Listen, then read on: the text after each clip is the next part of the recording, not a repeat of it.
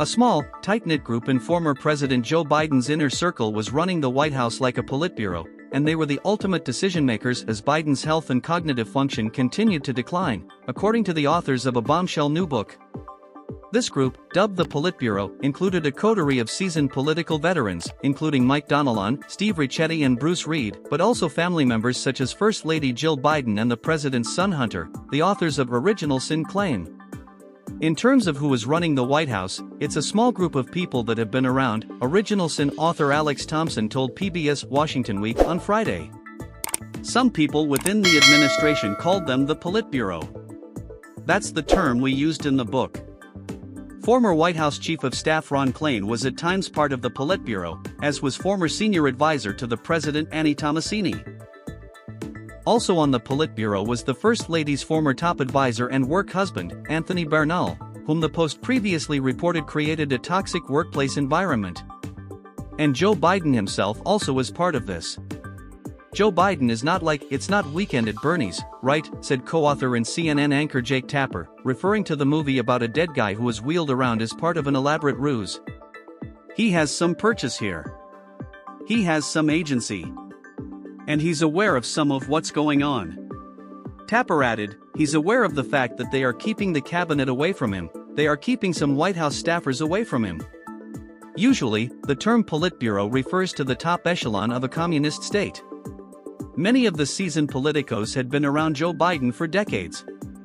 Regardless of official titles in his 2020 campaign and administration, the Politburo generally called the shots and got Biden to agree. 5 people were running the country, and Joe Biden was at best a senior member of the board, one source familiar with the inner workings of the White House told the authors. An unidentified cabinet secretary vented about the Politburo, saying, "I've never seen a situation like this before, with so few people having so much power. They would make huge economic decisions without calling Treasury Secretary Yellen." The Politburo had been forceful in rejecting and diminishing concerns about the former president's age and mental acuity, according to the book. The advisors had generally seen concerns about Biden's age as simply a political vulnerability, not a serious limitation, the book claims. They believed that Biden was achieving real policy victories, entitling him, and them, to a second term, according to the book. Former President Barack Obama had been leery about hangers-on in Joe Biden's orbit, particularly on his 2020 campaign, and stressed that "I don't want him to be humiliated."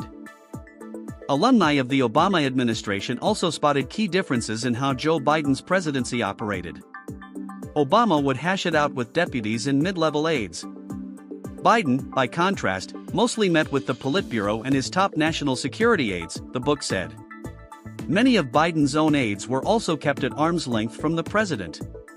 The bombshell book explained that, irrespective of official titles, in practice, Bruce Reed was the real domestic policy advisor, Mike Donilon was the actual political director, Steve Ricchetti controlled legislative affairs, and Klain controlled a bit of everything. Mike Donilon, senior advisor.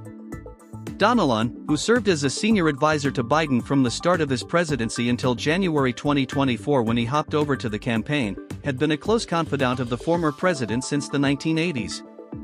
During his time on the 2024 campaign, he raked in a jaw-dropping $4 million salary, according to Original Sin.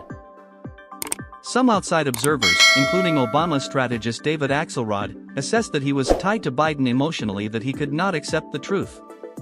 Donilon, a former pollster and media consultant, was widely seen as a true believer in Biden, who earned the former president's mutual trust. The president valued Mike Donilon's advice so much that aides would later joke that if he wanted, he could get Biden to start a war, Thompson and Tapper wrote. Steve Ricchetti, counselor to the president. Ricchetti, who served as counselor to the president throughout Biden's time in the White House, served as the 46th president's chief of staff during the latter half of his vice presidency and worked on Biden's campaign. He also previously served as the White House deputy chief of staff for operations in the Clinton administration. During the Biden administration, Ricchetti played a key role in helping the former president steer through key legislative battles. At times, he would also weigh in on pressing political matters. At one point, Ricchetti personally called a reporter of an unnamed media outlet off the record to refute claims from multiple sources about Biden's health, according to the book. He also fumed after actor George Clooney penned a stunning op-ed urging Biden to drop out of the race. Ricchetti read it and was furious. Internally, he threatened to shut Clooney down. Some of his colleagues thought he sounded like a mob boss, the authors wrote. Bruce Reed, Deputy Chief of Staff for Policy.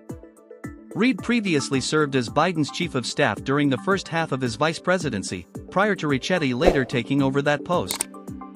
He is also an alumnus of the Clinton administration. He was widely regarded as a policy wank and was among the advisors who helped prep Biden for his disastrous debate against President Trump. Ron Klain, ex-Chief of Staff. As Biden's first Chief of Staff during his presidency, Klain was very influential and had sway over key decisions and messaging strategy even after he left the White House, according to Original Sin. Klain had been in Biden's orbit since the 1980s during the former president's Senate days. He also worked on the Clinton campaign in 2016. He officially exited the White House in February 2023, but still retained influence on the former president and helped him prepare for his disastrous debate against Trump last June. Biden showed a particular deference to Klain even though his chief of staff was often more progressive. Biden had deep respect for Klain's intellect. "Only one person here is smarter than me and it's Ron," aides heard him say, the book claimed. Hunter Biden and Jill Biden. Jill Biden had also been a key force in trying to shield her husband's faux pas from the public in what some have dubbed Operation Bubble Wrap, and Hunter Biden was seen as a key force trying to prevent his father from dropping out of the 2024 race.